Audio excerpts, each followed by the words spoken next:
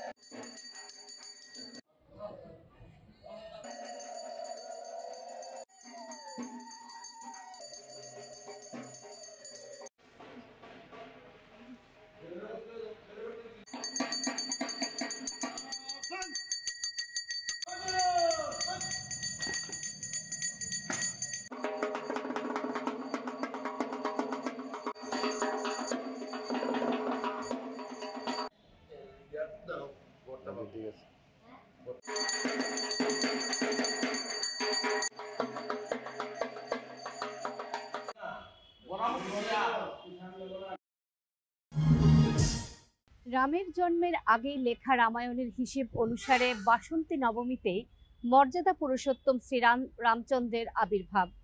তাই এই তিথির আলংকারিক নাম রামনবমী। রাজ্যে রামনবমী উৎসবের মূল আয়োজনে উপস্থিত ছিলেন মুখ্যমন্ত্রীও।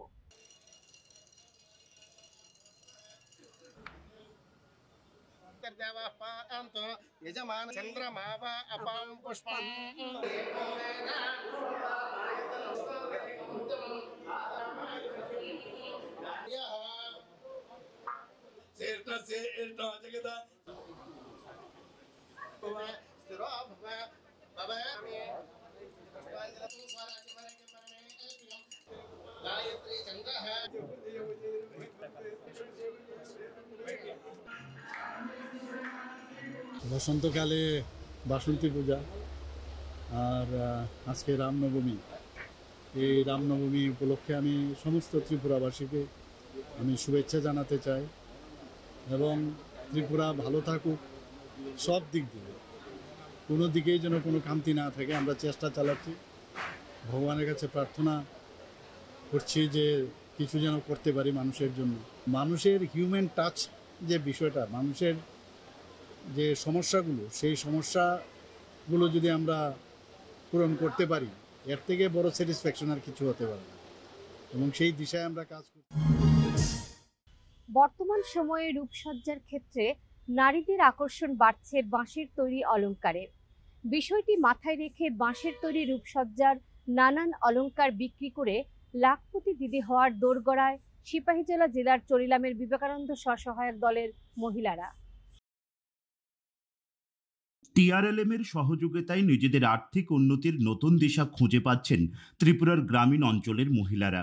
ব্যতিক্রম নয় সিপাহীজলা জেলার চরিলাম ব্লকের অধীন দক্ষিণ চরিলামের রূপালী সরকার, আরতি সাহা, জয়ন্তী পোদ্দার, ঝর্ণা সাহারাও। 2003 সালে সরকারি ঋণ নিয়ে এই উদ্যমী নারীরা খোলে বসেছিলেন বিবেকানন্দ স্বসহায়ক দল, আর এরপর থেকে সেভাবে আর পেছন ফিরে তাকাতে হচ্ছে না তাদের। আমার এসএসজি গ্রুপের নাম স্বামী বিবেকানন্দ এসএসজি। আমরা এই 10 জন দিদি নিয়ে আমরা এই এসএসজিটা শুরু করি।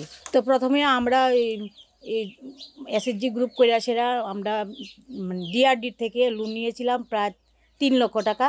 এর থেকে আমরা 17,000 টাকা সাবসিডি পাই। তো ওই টাকাটা নিয়ে আমরা অনেক ব্যবসা বাণিজ্য করি, যেমন তেঁতুলের আচার, তারপরে কুয়াশ, বিভিন্ন কিছু বানাই বিক্রি করি। তাতে আমরা অনেক উপকৃত হই। এই উপকৃত পর থেকে আমরা আরও বিভিন্ন ধরনের আইটেম তৈরি করি। আমার অন্য অন্য দিদিরা যেমন বাঁশ বেতের, কেউ উলের অনেক জিনিস বানায়। এবং টিআরএলএম থেকে আমরা যতটুকু পারি আমরা ওনাকে বা যারা এইসব নন ফার্মের বিভিন্ন কাজে এগিয়ে আসতে চায় আমরা সাহায্য করব, তা আমরা কথা দিয়েছি ওনাদেরকে। রূপসজ্জায় মহিলাদের রুচিবোধের পরিবর্তন ও যোগের সাথে তাল মিলিয়ে তারা এখন মনোনিবেশ করেছেন বাঁশের তৈরি বিভিন্ন অলংকার নির্মাণের কাজে। বর্তমান সময়ে তার চাহিদা অনেকটাই বেশি হওয়ায় লাভের মুখও দেখছেন ভালোই। অনেকেই হাঁটছেন লাখপতি দিদি হওয়ার পথে। কোথায় কিভাবে তারা পেলেন এই প্রশিক্ষণ তা জানালেন চৌরিলাম ব্লকের অধীন স্বসহায়ক দলের নন ফার্মিং কাজ দেখাশোনার দায়িত্বে থাকা শান্তাদেব। ত্রিপুরার মহিলারা এখন বেম্বু জুয়েলারির দিকে খুব চাহিদা এবং স্বর্ণের দাম এখন প্রচুর। তারপরে আমরা ট্রেনিং নেওয়ার পরে আমি এখন 5টা মেলা করেছি।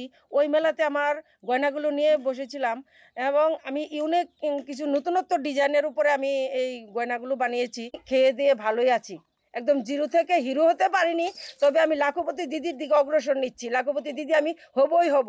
2025 সালের জুলাই মাসে তাদের অর্কনিরের সহায়তায় শান্তিনিকেতন বোলপুর থেকে ট্রেনার এসে আমাদের বাঁশ বেতের উপর জুয়েলারি ট্রেনিং করিয়েছে।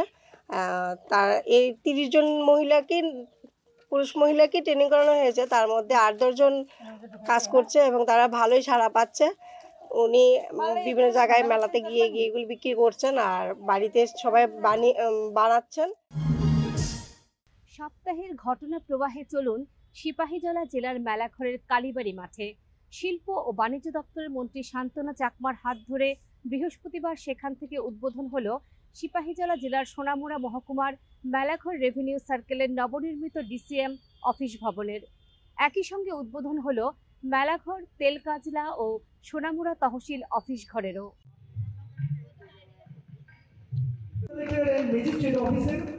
এবং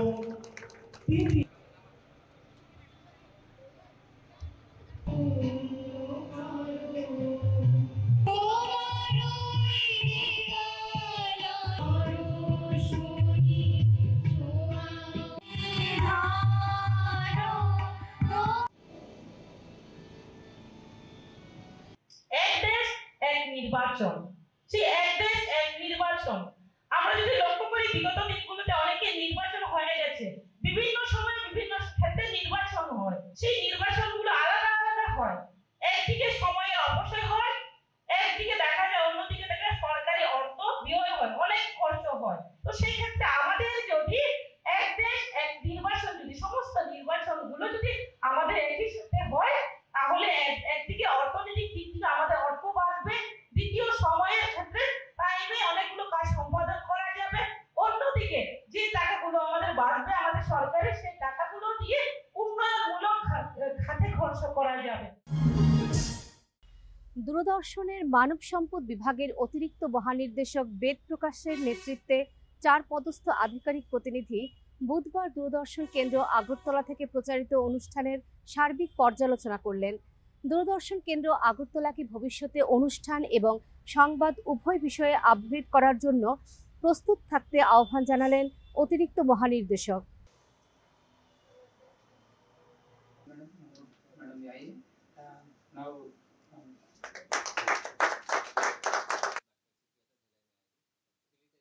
है कि मैं तो इधर का ही हूँ और 10 साल तो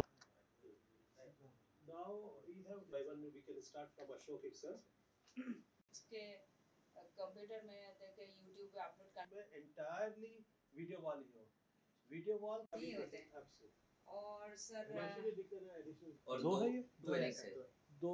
अच्छा, एक क्या % और 20% दोनों फिजिकल सेट दोनों। ठीक है सर कितने बजे मॉर्निंग? রাজ্যের সর্বত্র উন্নয়নের কর্মকাণ্ড যেভাবে এগিয়ে চলেছে তার হাল হকিকত বুঝতে হলে সবচেয়ে ভালো উপায় নিজের চোখে খতিয়ে দেখা। প্রয়োজনে সশরীরে হাজির হয়ে অগ্রগতি, খামতি সমস্ত কিছু উপলব্ধি করা গেলে কাজের গতি বাড়ে।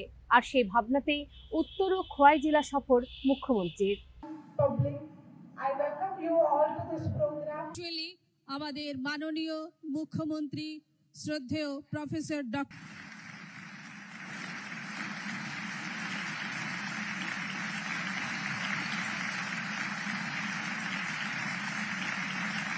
গ্রাম পঞ্চায়েতের 100%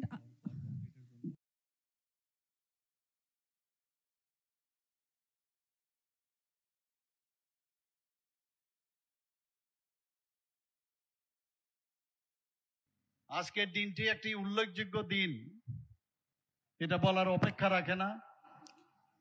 এবং এই দিনটি এই উত্তর জেলার ত্রিপুরার আমার মনে হয় এই দিনটি সবাই মনে রাখবে। বিরোধী দলের এরা প্রায়ই বলে কোথায় উন্নয়ন, উন্নয়ন তো দেখতে পাচ্ছি না। তো বিদ্রুপ করা তো ওদের কাজেই, নেগেটিভ। আজকের দিনে আমি সেটাই বলবো যে ওনারা আসুক এখানে, এসো দেখো কি ধরনের উন্নয়ন আমরা এখানে করেছি বা এখানে করতে যাচ্ছি। আমরা শুধু এখানে না, এই উন্নয়ন সারা ত্রিপুরাতে আমরা সেই উন্নয়নের, যিনি আমাদের দিশা দেখান, যিনি আমাদের রাস্তা দেখান, আমাদের যশস্বী প্রধানমন্ত্রী নরেন্দ্র মোদীজি, সেই পথে আমরা চলছি। আমাদের ত্রিপুরা এখন সামনের দিকে এগিয়ে যাচ্ছে।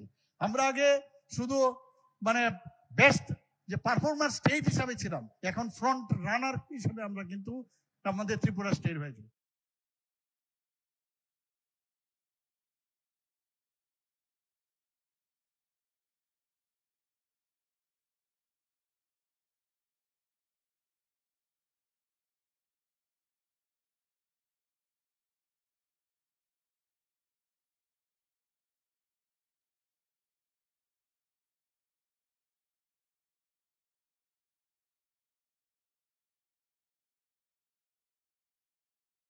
এর মধ্যে নিজের পারফরমেন্স সম্পর্কে বোঝা যায়, নিজেকেও চেনা যায়, সমাজ ব্যবস্থার সম্পর্কে একটা বার্তা দেয় বিভিন্ন এই যাত্রা, আমাদের নাটক।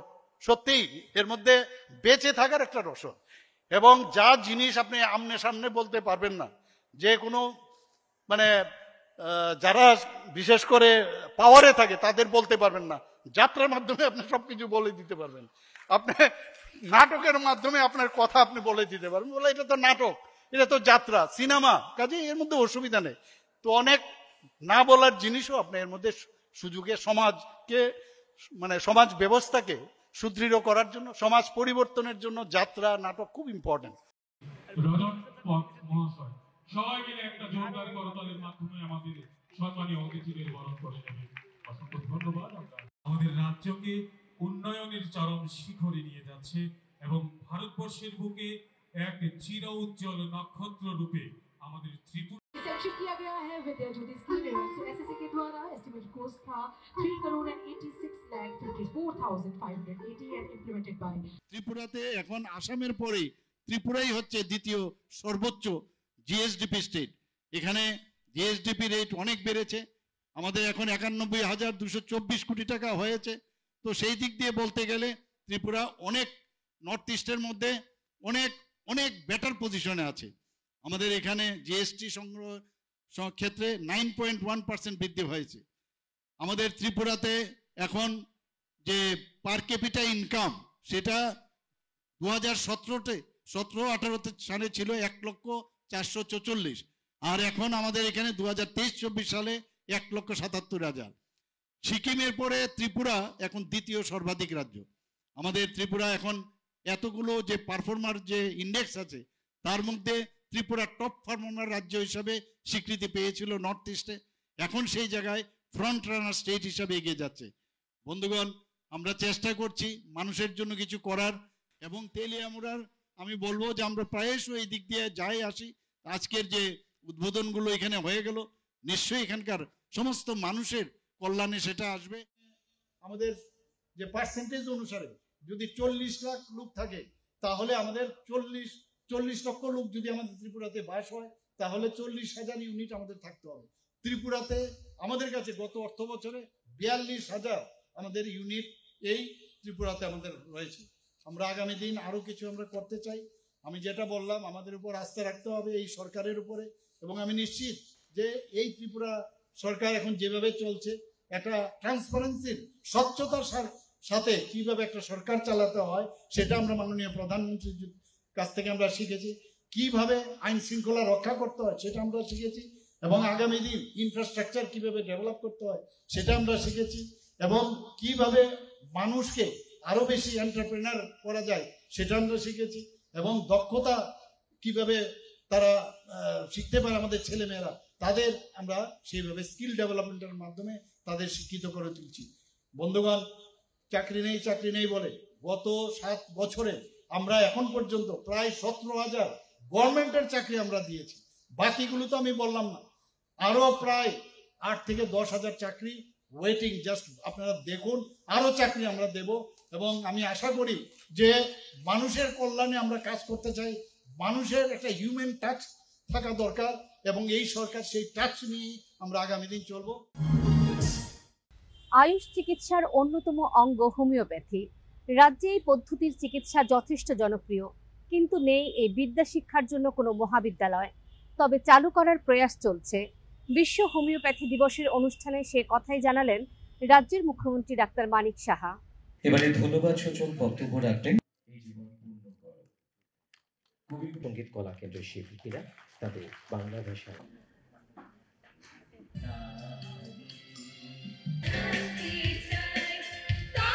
শব্দ করেছেন বিশ্ব হোমিওপ্যাথি দিবসের সাথে এনবিএইচের অ্যাক্টিভিটি এনবিএইচের স্বীকৃতি পেয়েছে রসকিল্লা গোমতী ডিস্ট্রিক্ট। একটা সায়েন্টিফিক যে একটা ট্রিটমেন্ট প্রসিজিওর, সেই সম্পর্কে এখনো অনেক মানুষ কিন্তু অবগত নয়। আমরা চেষ্টা করছি এখানে হোমিওপ্যাথিক একটা মেডিকেল কলেজ করা যায় কিনা। আমি নিজেও এখানে স্টেট হসপিটালে গিয়েছিলাম, বাইরের থেকেও এখন কয়েকজন ইনভেস্টার্সও এসেছেন, ওনাদেরকেও আমরা বলছি যে এখানে যাতে একটা হোমিওপ্যাথিক কলেজ এখানে করা যায়। আমাদের ত্রিপুরাতে আমার মনে হয় কিছুটা খামতি আছে, এটা বলার অপেক্ষা রাখে না। কারণ আমাদের যে ট্রিটমেন্ট প্রসিজিওর সেটা কিন্তু প্রচার প্রসার খুব প্রয়োজন। কোনো জায়গায় যদি আমাদের মানে সাকসেস স্টোরি থাকে, সেই সাকসেস স্টোরিগুলো নিয়ে আসা, এটা কিন্তু সেইভাবে নেই। এবং আজকে আমার মনে হয় যে আজকের এই দিনে আমাদের প্রতিজ্ঞা করা উচিত যে আমরা আরো বেশি প্রচার প্রসার খুব প্রয়োজন। শ্রী নরেন্দ্র মোদীজি 2014-তে যখন আসলো, আয়ুষ যে একটা ডিপার্টমেন্ট, তার গুরুত্ব আপনারা চিন্তা করুন যে হোমিওপ্যাথিকে কিন্তু সেইভাবে এর আগে কেউ গুরুত্ব দেয়নি। আয়ুষের মাধ্যমে হোমিওপ্যাথিক যে চিকিৎসা সেটাও কিন্তু এর ভিতরে নিয়ে আসে। আয়ুর্বেদা, যোগা, ইউনানি, সিদ্ধা এবং হোমিওপ্যাথি, 5টা যে আমাদের বিষয় আছে, সেটা এই ডিপার্টমেন্ট এটা মিনিস্ট্রি মাননীয় প্রধানমন্ত্রীজির নেতৃত্বে, এবং সেটাকে শক্তিশালী করার জন্য অনেক চেষ্টা উনি করছেন। আমরাও রাজ্য সরকার আমরা সেইভাবে আমরা চেষ্টা করছি। এটা খুব ভালো। আমাদের যখন ডিএইচএস সাহেব বলছিলেন যে ইমিউন সিস্টেম সেটা কিন্তু বাড়িয়ে দেওয়ার যে একটা সাইন, এবং আমরা জানি যে এখান থেকে বিভিন্ন যেসব সাবস্টেন্স, হোমিওপ্যাথিকের ওষুধের যে সাবস্টেন্স তৈরি হয় সেটা প্লান্ট থেকে আসতে পারে, এনিম্যাল কিংডম থেকে আসতে পারে, মিনারেলস থেকেও আসতে পারে, কেমিক্যালস থেকেও আসতে পারে। সেটাকে ডাইলিউট করে অ্যালকোহল বা হাইড্রো অ্যালকোহল যেটা আছে তার মধ্যে বা অন্যান্য সাবস্টেন্সের মধ্যে, লিকুইডের মধ্যে, সেটাকে ডাইলিউট করে যেতে হয় কম মাত্রায়, মানে সেটা কোনো অবস্থায় শরীরেও কোনো সমস্যা হয় না, অথচ ইমিউনিটি ডেভেলপ করে যে রোগটা আছে আমরা, এগুলো কিন্তু বিষয়ে আরো প্রচার করা দরকার। আমরা এটাও জানি, অনেকে বলে যে অ্যালোপ্যাথিক যদি মেডিসিন যদি খায়, যেহেতু অ্যালোপ্যাথিক মেডিসিনের উপর ডিপেন্ডেন্সি থাকে, কিন্তু হোমিওপ্যাথিক মেডিসিনের উপর কিন্তু ডিপেন্ডেন্সি আসে, এবং হোমিওপ্যাথিক চিকিৎসার মধ্যে তার সাইড পার্শ্ব প্রতিক্রিয়া যেটা সেটাও থাকে। তো এইরকম একটা সায়েন্স আমাদের কাছে অ্যাভেলেবল আছে, তো কেননা মানুষকে আরো বেশি মানে জানান দেওয়া, সেটা আমাদের করা উচিত। খালি গেলাম, খালি হসপিটালে বসলাম বা প্রাইভেট প্র্যাকটিস করলাম, পাশাপাশি এগুলো নিয়ে কিন্তু বেশি করে আলোচনা যদি না হয় মানুষ কিন্তু জানতে পারবে না। এবং আমি আশা করি যে আগামী দিনে আমাদের যে ডিসঅ্যাডভান্টেজ গুলো আছে, ডিসঅ্যাডভান্টেজ গুলোকে অ্যাডভান্টেজ যে সুবিধাগুলো আছে সেগুলো নিয়ে মানুষের কাছে যাও।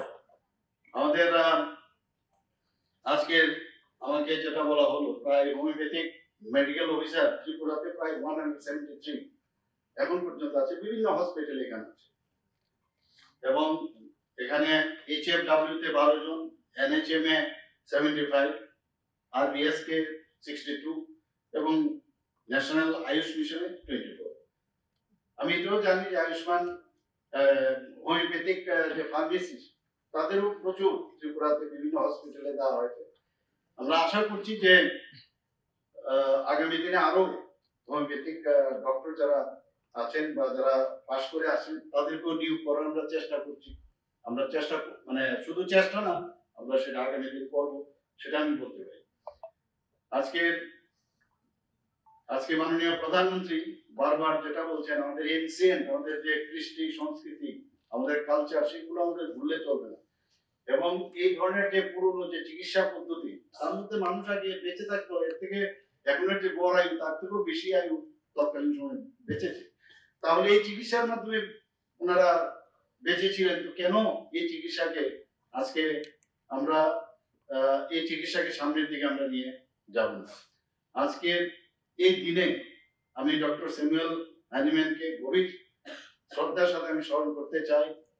এবং এখানে আজকে যাদেরকে পুরস্কৃত করা হলো, ওনারও যেভাবে সাধারণ রোগীদের জন্য, সাধারণ মানুষের জন্য কাজ করে গেছেন, তাদেরকেও আমি কনগ্রেচুলেশন দিতে চাই। এবং আগামী দিন আরো যারা এখানে সার্ভিসে আছে, সার্ভিসের বাইরেও যারা কাজ করছেন, তাদেরকেও আমি বলবো যে আপনারা এই হোমিওপ্যাথিক চিকিৎসা সম্পর্কে মানুষের কাছে আপনারা নিয়ে আসুন।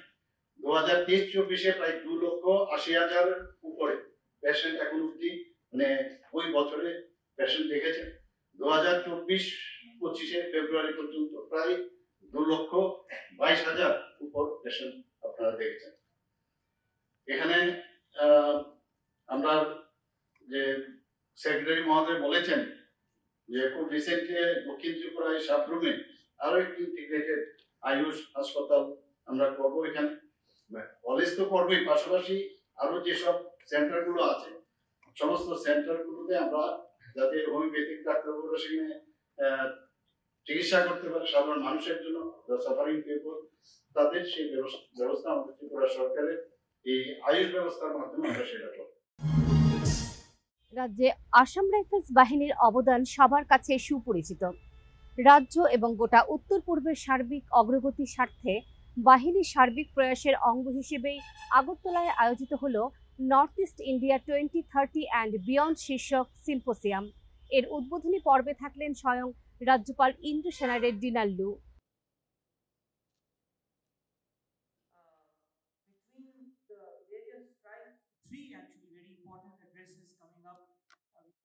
So, on that count, I would like to growth happen. How do we ensure innovation?